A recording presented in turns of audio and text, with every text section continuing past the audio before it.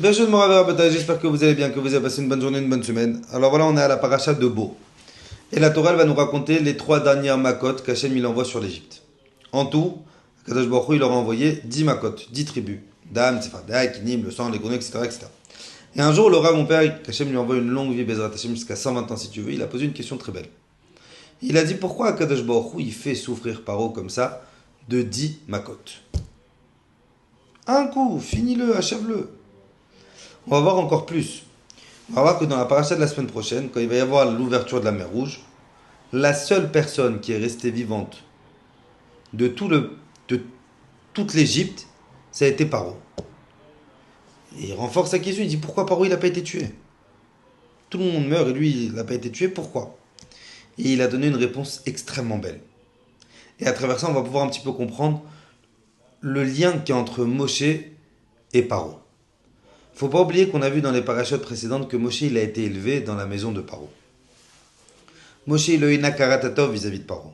Moshe il a eu une reconnaissance vis-à-vis de Paro. La force de la reconnaissance de Moshe elle est tellement grande que la Gemara elle dit quand il y a eu le besoin de faire Makat Dam, quand il y a eu le besoin de faire la plaie du sang, c'est pas Moshe qui a fait la plaie du sang sur le Nil. Ça a été Aaron. Pourquoi? La Gemara elle nous dit parce que Moshe il était reconnaissant vis-à-vis du Nil, que quand il était petit dans le berceau et que le Nil ne l'a pas noyé, ne l'a pas avalé, donc Moshe, dans sa tête, il a une sorte de Hakaratatov vis-à-vis du Nil. Donc ça veut dire que la mida, la qualité de la reconnaissance que Moshe Rabbeinu il a, elle est tellement grande, elle est tellement forte, que même punir quelque chose qui est immobile comme le Nil, Moshe ne veut pas le faire. Donc Moshe, il a une reconnaissance vis-à-vis de Pharaon sur toutes les années où j'ai grandi chez toi. Akadosh Baruch Hu, il ne veut pas faire de peine à Moshe. Si Paro il est puni, si Paro il est tué, Moshe Rabbeinu il est capable de se sentir responsable. Comment? J'ai failli à mon manque de Hakaratatov. Combien on doit apprendre de Moshe Rabbeinu? Si Moshe, vis-à-vis d'un ennemi qui était Paro, il a réussi à avoir de la Hakaratatov, c'était un rachat, c'était un meurtrier, c'était un assassin. Mais Moshe, dans son âme et conscience, c'est une personne qui m'a fait du bien, même s'il a fait du mal aux autres, moi je ne peux pas être le vecteur de lui faire du mal.